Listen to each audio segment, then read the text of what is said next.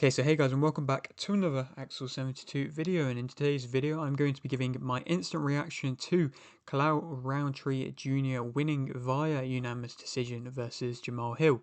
And so if you are new around here, you have not yet subscribed, please do so. Like the video if you do indeed like the video, and feel free to join the Patreon if you're wanting any custom videos of me doing breakdowns, predictions, previews, reviewing of any fights that I might miss.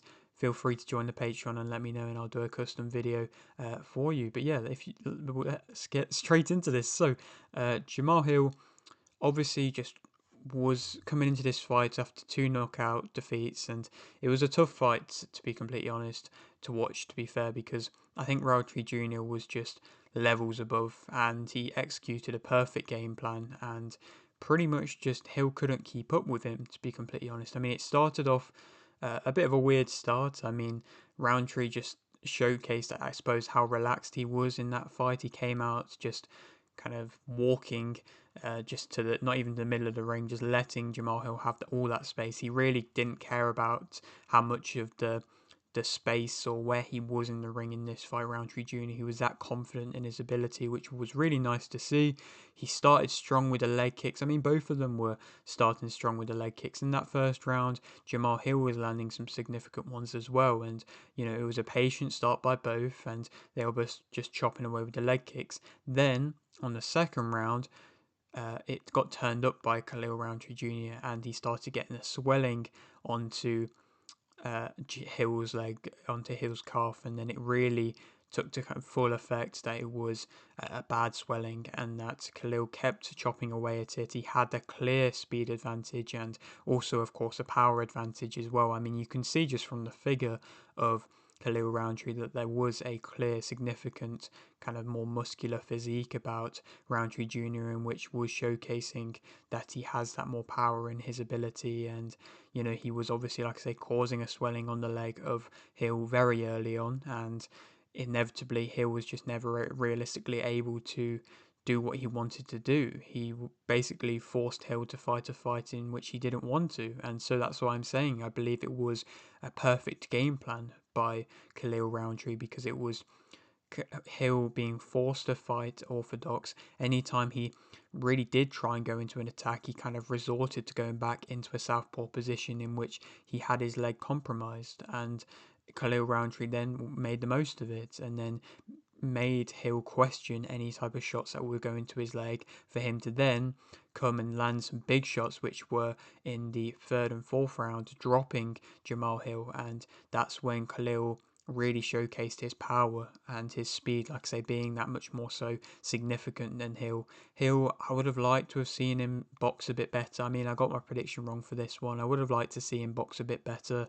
I just kind of thought that he would have maybe tried to up the tempo a bit, and I just thought that he did have perhaps a bit better, sharper boxing than that of a Rountree. But obviously, I've put my hands up and say that Khalil, like I say, had a really good game plan and fought really well. And to be fair, when you speak about fighters loading up and landing these big shots, Khalil probably did it perfectly. I mean, it's not something in which I encourage for a lot of fighters, because you can load up for too long and you can wait for too long and you can put yourself in vulnerable positions as a result of that. But I believe Khalil loaded up his shots properly and with purpose, and knew exactly when to throw them, because, like I say, he was linking in the leg kicks.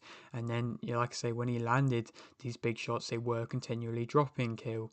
And I suppose credit to Hill for wanting to keep trying to come forward, wanting to showcase that he still has life in him, even in the final round. But at that point, it was far too late. And this was a real convincing victory for Rountree Jr. And I mean, it was a bit of a tense ending between both Jamahal and Rountree at the end. They had a bit of a discussion, and I think I think he's gonna have to take a real ego check from this fight, because this was the fight in which was going to define whether or not he is actually still a top contender in the division. And of course, a former champion, he has, achieved a lot in the light heavyweight division, but he's just not there anymore, and that showcased that he really isn't there. And I think even if he takes a step down, I think there is other fighters. You could look at maybe a Dominic Reyes, who's on a really good run at the moment, and I think he could cause him, like a Jamahal Hill, a lot of problems at this current time. And so I think he'll be in kind of this macho, didn't want to touch gloves at the start. Neither did Rountree, but then going and trying to get in the face of Rountree at the end and everything like that, it was a bit unnecessary. And like I say, it's maybe he's going to have to go away and try and take a bit of an ego check here, Jamahal Hill, because he's just not going to be able to probably reach these heights in which he was once at.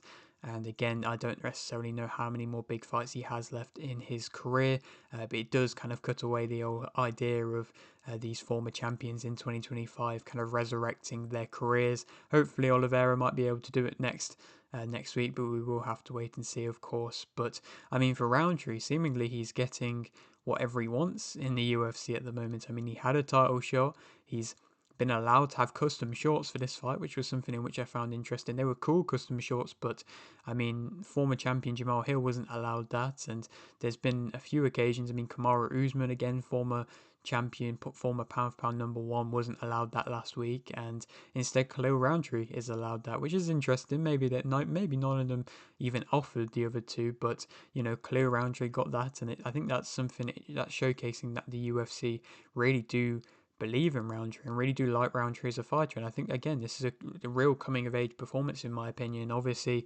he, I think, surprised a lot of fighters with his toughness in that Pereira fight and a lot of fans with his toughness. But I think this is a real showcase of his actual skill and his ability. And now I would love to see him in a fight with Carlos Ulberg, to be completely honest. I think they both want a title shot, but I think they're both not quite deserving of one yet, or they might have to wait the queue a little bit. I think, we're going to have to wait and see if Ankalaev and Pereira run it back. So, Prochazka is there and about, and a Rountree Prochazka fight would be an entertaining contest, but I think a real good fight would be a Rountree versus Ulberg, because I think they're both good strikers. They're both quite technical. They both move well. They've both got power. It's kind of like a similar type of fight Ulberg is to Jamahal Hill, but maybe just a little bit, showing a bit more youthfulness in his game and he's got a bit more life in his shots at the moment, and he will maintain that power a bit better. And I think it will be a really entertaining contest. And then if he wins that fight, then he is in line for a title right there and then Rountree. And so, that's just my opinion of a fight in which I'd like to see next. To speak about two other fights in which I wanted to touch upon on this card, Rafael Fiziev won via unanimous decision versus Ignacio Bahamondes. And I mean, Fiziev in his home country got the win, and that's a real important win for him. Obviously, he was on a 3-fight slide. He was coming into this fight seemingly, I don't know if he was the underdog, but he was really having to put on a showcase because, of course, he was in front of his home fans. And I mean, credit to the Azerbaijan fans. I wasn't really expecting much from them, but they really came out in numbers, and they did seemingly provide a great atmosphere. And Rafael Fiziev fought well. He kind of stayed out of range in the first round and didn't really do a tremendous amount. I mean, of course, there was such a significant height difference between the two of these, and I thought that really would cause a lot of problems to Fiziev in this fight. I mean, of course, Bahamondes being 6'3" and Fiziev being 5'8", but still, Fiziev was able to do well and have success with the strikes, especially in the third round. He did nice in the end of the second round to actually go for a takedown. I'm surprised he didn't do it earlier than the end of the second round, but he managed to secure that well. And Bahamondes is a threat on the ground, but Fiziev wasn't having too much problems with getting him down there and then being able to keep him down there, and inevitably that's what won him the round. And then his strikes were much more significant in the kind of third round, and he was able to get in close. I think Bahamondes, when he started trying to go for takedowns and he started trying to get up close to Fiziev, it just went straight away into Fiziev's game plan, and it was just not what Bahamondes, I believe, should have been doing. He kept going for his spinning kicks, and they just weren't landing at all, Bahamondes. So I suppose, he was struggling at range and he was struggling in close, and I think that's Fiziev showing that he is just a more superior fighter. And Bahamondes, I believe he will come back and he will have perhaps another opportunity to fight a ranked opponent, but he's going to have to work his way back now. And I think he showcased Fiziev that he is still a top contender and that he deserves the credits, and he's not going to be just wilting away against these new guys at the moment. So Fiziev, credit to him, like I say, getting this home country victory. Perhaps that's just what he wanted to perform his best there, and it probably is a very big factor. And one more fight in which I wanted to touch upon was perhaps a little bit of a controversial one. It was Curtis Blaydes winning via split decision versus Rizvan Kuniev. And I mean, Curtis Blaydes, he won the first round in my opinion. He was doing a bit more. He went in for a takedown and got him down. And then at that point, I was thinking maybe this might be a bit of a dominant display from Curtis Blaydes, but Kuniev grew into the fight. He gained more and more confidence. That second round was a much more dominating round. When he got his combinations going and his speed of hand going, I really like to see that. I mean, obviously, there's so many heavyweights at the moment where they're just so slow and they're just kind of plodding forwards, and it's just not that great to see. And Kuniev's speed of hand was really kind of refreshing to see in the heavyweight scene. And I believe Kuniev still, even with this defeat, it's still raised his stock, and I think he's still got lots of great matchups out there available to him. But